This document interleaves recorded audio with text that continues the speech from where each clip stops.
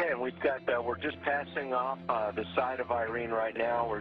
It has taken more shape since we've seen it the last 2 nights.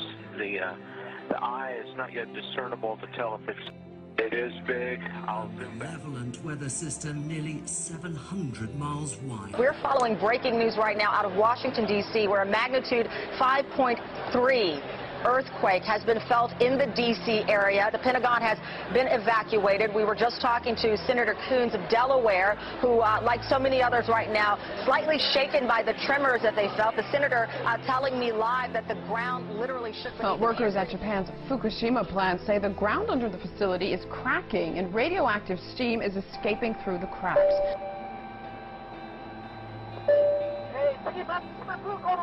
All of us have a piece of Chernobyl in our bodies. Realize that we could take Geiger counters, scintillation counters, and actually see that radiation from Chernobyl has been incorporated into our flesh and tissue. And that will be the same with Fukushima. That's right. In fact, the whole world will be exposed to the radiation from Fukushima. It means that the radiation went over the Pacific Ocean, sailed over the United States, and it is now circulating around the entire Earth. So we're already getting it. We are already getting radiation from Fukushima. It was a 5.9 that occurred in Virginia, and that is confirmed. No doubt you felt it yourself. Certainly did, Jeremy. Yes, you really wonder what's going to happen next this year. It's an eerie feeling standing on top of the Sky News building here in Washington with sirens howling around us. The streets are full of people evacuated from buildings. A rather odd place to have a large earthquake. It's pretty obvious now that we are experiencing a large earthquake uptick when you look at what occurred in Colorado with the 5.3 and the 4.7s and the 3s, and then if you just look over the last 14 days, look at this. It's an insane number of earthquakes, and when you really start to see the number of 5.0s, 6.0s, you had the 7.0 swarm that occurred over here on the western side of the Pacific. When I look all around this and I see this swarm of earthquakes, this lets me know that the earthquake uptick is continuing, and it's continuing unabated. We don't know what's causing it yet, so we're really kind of left wondering. Those are softball size.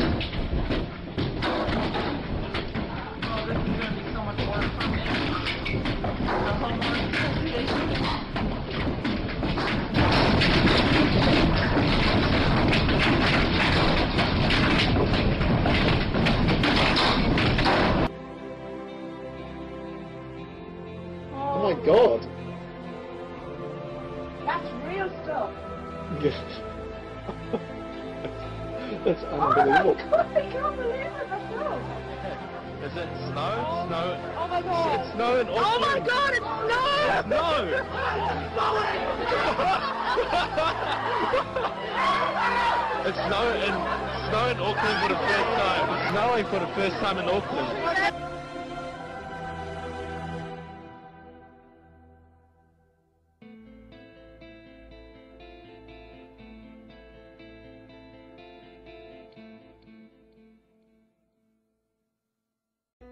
In our obsession with antagonisms of the moment, we often forget how much unites all the members of humanity. Perhaps we need some outside universal threat. I occasionally think how quickly our differences worldwide would vanish if we were facing an alien threat from outside this world. Well, switching gears big time now. We've all heard about the end of the world in 2012. But could it be much, much sooner? Well, there's a whole lot of talk going all around the solar system that certain things we've seen recently should be taken as signs of something big being right around the corner. From the devastating earthquake in Japan to massive flooding in the U.S., the likes of which we've never seen, tornadoes, volcanoes, all kinds of natural disasters. And now we're expecting a comet Yellen-in. Will be coming close to Earth, relatively speaking, in just a few short months, expected here on October 16th of this year.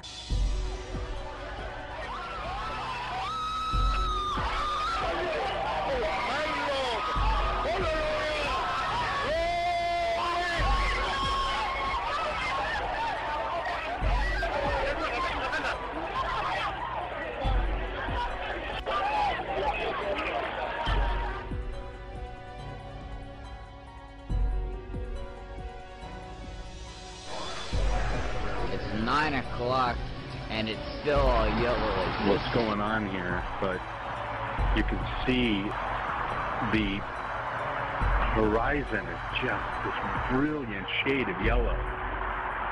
That's making everything yellow. This yellow tint to everything. And it is the most bizarre thing I've ever seen.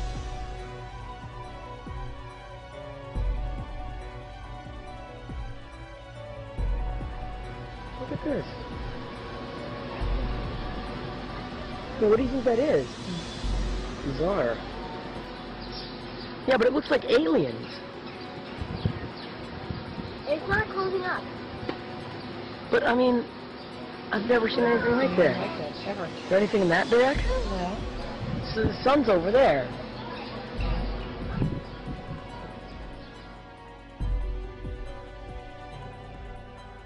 We're the only agency in the federal government that's responsible for the safety and well-being of people, not only here on Earth, but off this planet. Think about the natural disasters that could occur in your area. Think about attacks that could come like 9/11 from outside forces, and talk to your family about your work and what they need to do to prepare for the unforeseen. You know what it is that you're going to do, know what it is that you want your family to do if an emergency arises, but most of all, be prepared. Is either a 5.8, 5.9, or a 6.0 magnitude earthquake. There, according to the USDC, okay, this is the District of Columbia Fire and Emergency Monstrous Services. Hurricane Irene tightened its aim on the eastern seaboard, threatening 65 million people along a shore-hugging path from North Carolina to New England. The strongest to strike the East Coast in 7 years. You can still see monuments to Vladimir Lenin almost in every Russian town, but things are beginning to change, and from Lenin they're moving to alien. Russia's first monument to cosmic visitors has just been unveiled in Perm region.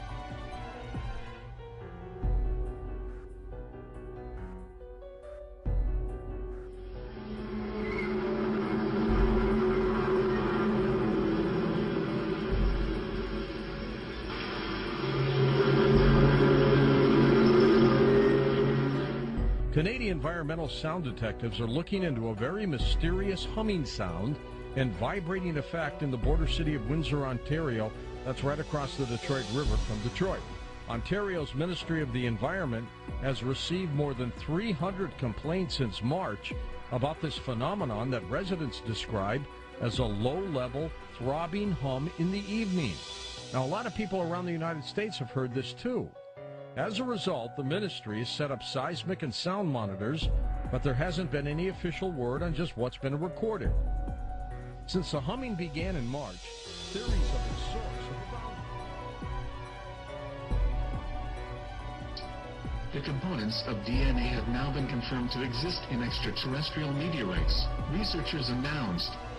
A different team of scientists also discovered a number of molecules linked with a vital ancient biological process, adding weight to the idea that the earliest forms of life on Earth may have been made up in part from materials delivered to Earth, the planet, from space. A crisis of leadership. We've been talking about this all week. But what if there was some sort of outer space crisis? An alien invasion sounds crazy, perhaps. But then who thought we'd ever see the stock market swing 5% a day all week long? So maybe it's not as far-fetched as it sounds. If aliens invaded, who would step up to lead us in that fight, and could we even win? Well, the Kepler satellite currently orbiting in outer space has identified about 50 planets that seem very much Earth-like. In fact, every week we discover another Jupiter-sized planet in outer space. But a few of them may have intelligent life, perhaps even more advanced than what we have on Earth. Now, so how does this actually work? When Discovery decided they were going to do a show on alien invasions, your phone rings because you're on the sort of speed dial for theoretical physicists who can help them do the war game for how this might play out? Well, believe it or not, we physicists have actually studied the question of what happens if we do encounter a hostile advanced civilization in space. Either the aliens don't bother with us because we're simply too primitive, or if they do invade, it'll be more like Bambi versus Godzilla. The fact that they could be 1,000, 1,000,000 years more advanced than us. However, if, on the other hand, one day they do attack, we have to be prepared for the fact that they're going to overwhelm us in the opening shots of a war. Perhaps we need some outside universal threat. A lot of people are concerned about it. We've done a lot of research on Comet Elenin, and what we found is that there's a lot of missing data on this comet. NASA claims that it's a harmless little fuzzball of ice, won't come any closer than 22 million miles to Earth. Others are saying that they're getting pictures of it, and it doesn't look like a comet, it doesn't act like a comet, it's coming in from an area that comets don't normally originate from. We have sort of a maelstrom in our galaxy where comets originate, and this one's not coming from that neighborhood. So there are a lot of things about this comet that don't make sense.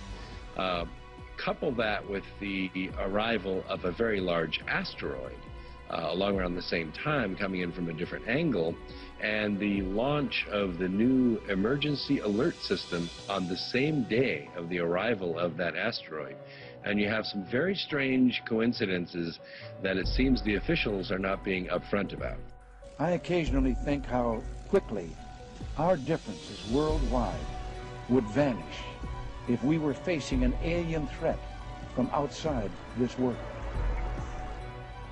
Now, I'm wondering if there can't be an upside to all this. I'm a big fan of the original Star Trek series, and it was only when, you know, there were alien civilizations that seemed to challenge the Earth that you found that the Earth got its act together for the kind of global governance that all the, you know, all the visionaries say we need that if we're going to deal with climate change, if we're going to deal with all the modern issues, global finance, where the sovereignty of individual nations is actually a political barrier to solving these big problems. So can there be an upside to the alien threat? Believe it or not, when President Ronald Reagan met Mikhail Gorbachev, we now know during the transcripts of the meeting that he said that if we were ever attacked by the Martians, you and me, the Soviets and the capitalist U.S. would be allies in the fight against the Martians. Well, that's how Ronald Reagan looked at it, and believe it or not, there's some truth to it. If we are faced with a common enemy in outer space, it would indeed help to unite the Earth, just the way Ronald Reagan said. Hey guys, look, the aliens are coming. We're live on 174. You can see me out here. Look, me and the homie, shit is real. What the hell? The alien invasion? I have no idea what is that.